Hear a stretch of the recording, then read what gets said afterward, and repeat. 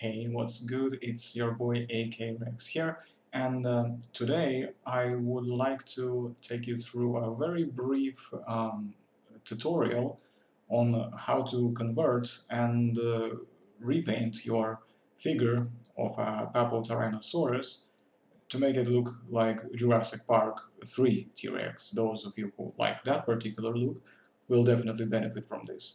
Although a similar tutorial can pretty much apply to all other repaints, it's just a matter of knowing the recipe of the colors. And I will briefly cover that as well. And let's get down to business now. Well, first things first, here on the screen you can see some of the processes that I have labeled and some of the pictures that are next to it. In essence, what you have to do is you have to start off by applying certain techniques to reposition your model. And one of the most common ones I've personally encountered, and that's the one I tried to do.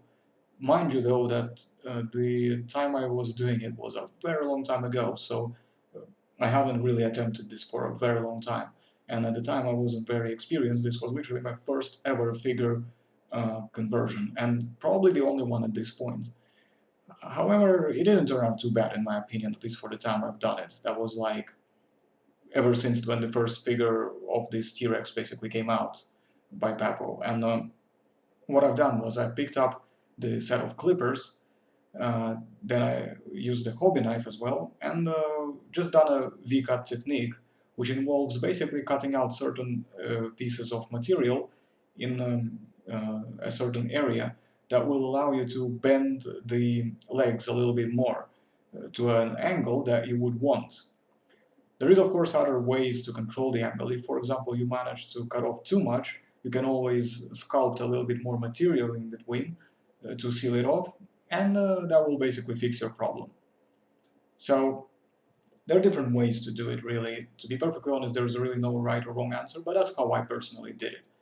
And the clippers that I'm using now everywhere when it comes to cutting things are made by Citadel, which is a company that produces products for Games Workshop Limited. And the hobby knives are basically just hobby knives. So you can find them anywhere in any craft shop. And they sell the knives themselves and they sell the blades. And before you obviously proceed, be sure to keep these tools away from little kids as well, because they can be quite dangerous. You will definitely find that sometimes you might be able to occasionally, cut your fingers from time to time, and it can be a bit painful and nasty sometimes if you're not very careful. So I strongly encourage and caution to exercise extreme, care when using these sharp objects. And the other thing I would also like to point out is there are other techniques to allow you to fix the parts in place. And one of these as well is called pinning models. When you pin a model, what you do is drill. Sorry, I don't know why, but words are struggling to come out. Anyway, you drill on both sides where you've done your cut, so both surfaces, and you simply use some kind of wire, maybe paperclip or a rod, and you just connect these two holes together, and what you have is essentially like a sort of bone in between, if you know what I'm saying.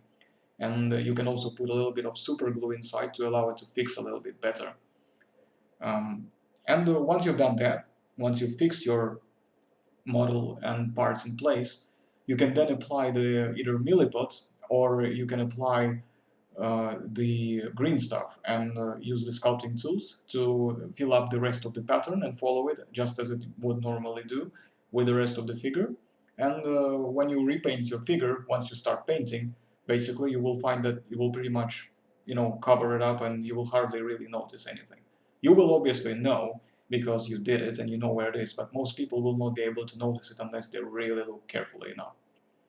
And that's pretty much that with uh, conversion. And to be perfectly honest, it's all about practice. There's really not much to go into as far as the details go. It's all just making sure that you can get it all, spot on. And perhaps it's a good idea to practice on just random plastic things and just seeing how you can get that V cut. And whether or not the V-cut is coming out okay, because if you will obviously be able to correct it with extra sculpting of the green stuff or any other material that you prefer, but it will save you a lot of pain and trouble if you get your technique right before you start actually applying it to the model that you want to convert. So once you've converted it and you've managed to get all your sculpting of the gaps sealed in and everything is set and ready, you can then move on to the next stage, which we will cover in a moment, painting. Now, this particular paint scheme that I have done is basically achieved by combining certain degrees and shades of green colors. So what you do basically is you start off with the, I personally at least do it that way. I start with the darkest and then I build it up to the brightest. But the degree of brightness is really your own kind of choice of how far you want to take it. All you do is basically you apply it all the way around the whole figure. Then you basically use the dry brush technique, which means that you dip your other brush with the lighter colored paint, and you get rid of some extra mass of paint, and the paint should be a little bit wet, but not quite liquidy, if you know what I'm saying. Like it has to be a little bit dry, but still wet enough to be applied to the surface. And then you just basically apply it, randomly around the surface to make sure that it highlights every single bit that's sticking out. So that's how you basically cover it. And you can do the same with even a lighter one as well. So, but it means you have to ease up on the strokes a little bit, just be a bit more gentle. And then what you can do if you want to take it even further, you can then apply some specific, using a very fine detail brushes, use some random different colors that fit the pattern and just apply them to the individual scales and just make them stand out a little bit more, randomize it a little bit better in certain areas, like use a different degree of the same color in certain areas to show some variety. This is not what I have done here, though. I've basically just pretty much used them by covering certain areas, but I didn't pick out any individual, scale paint. So I might eventually do that, but at the moment I didn't do that. I just really applied the highlighting of various levels to the areas, and that's what I've achieved. It doesn't mean you have to stop there, though. You can always take it further. And that's for the green, really. The best way to do it is just to compare maybe the colors to give you a rough guide.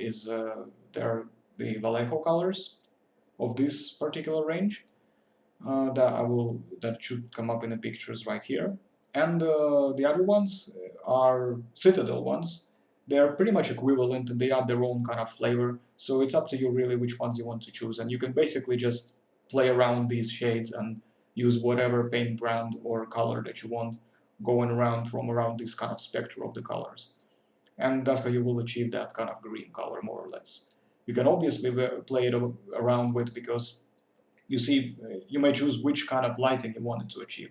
Do you want it to be brighter or do you want it to be slightly toned down? How do you want it to come out overall? What sort of style you are after? How expressive do you want it to be? Do you want to make more contrast or do you want to blend it a little bit more? There's really no such thing as right or wrong. You have to just really pick whatever you like and stick with it. So how to do it, it's really all based on what I have explained, but which colors to use is exactly up to you. But I gave you some basic idea of what recipe you need to use and how to apply it. It's now down to you to just practice it, because I can obviously give you the tools, I can give you the recipe, but but I cannot transfer any kind of practical knowledge into your hands. You have to just really try it yourself and test it out. So don't be afraid to put it to use. Be a little bit brave, but just remember to be gentle with the strokes and just don't overdo it too much. But be brave with it, have fun with it, experiment, and let me know how it goes in the comments down below if you wish.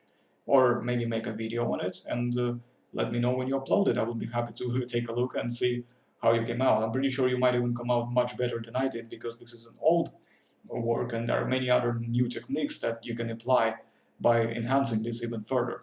The only reason why I haven't done this is because I simply just spend too much time on my other projects right now, so I can't be bothered coming back to my old ones. But who knows, maybe eventually I might. But anyway, this is what you really do.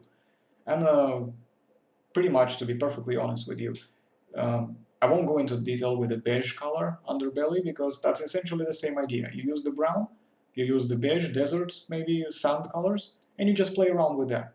There really is no right or wrong. You can just pick whichever colors you feel that are suitable. You know what I'm saying? Like, there really isn't a single solution to the problem, so to speak.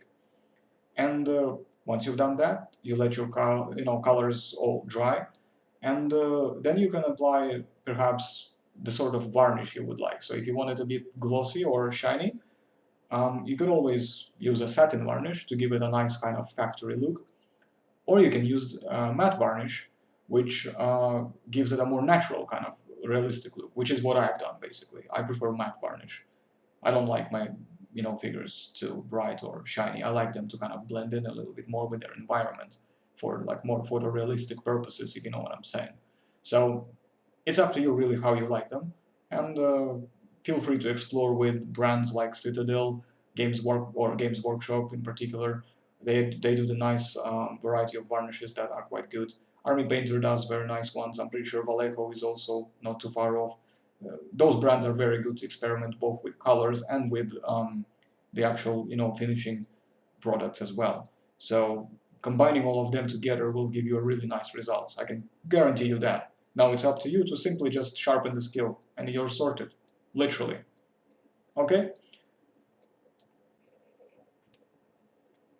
So yes, to finalize a little bit, we just first of all we start off with our tools, the rough working, then we finish it up with some files and maybe hobby knife to smoothen out the surface.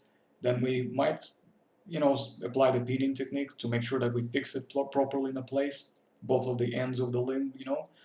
And then what we can do next is sculpt it over with green stuff or milliput or other types of, clay that is suitable for working with rubber or plastic. It's really up to you. And then when we let it set, we start painting. We can either strip the paint, but I haven't personally done that. I haven't really looked into it. And to be perfectly honest, you don't have to. The detail is very well done, and you can still preserve pretty much all of the detail equally as well, even if you apply on top of it. It's really there's no need for you to invest your time and money and all this effort and pain into stripping this figure of its original factory paint. So just paint over it and then apply varnish on top, and you'll be absolutely fine. Just make sure that you go easy a little bit easy on the paint. You don't have to apply thick layers. You can just do them very nice and smooth. If you want to do a base coat layer, don't forget that you can also use an airbrush or a spray paint, and then you can start doing your highlights and build it up one layer by another. Just take your time with it. Don't rush it, but be brave. Don't be afraid to experiment. Anyway, thanks for watching. I hope you find this brief tutorial very useful.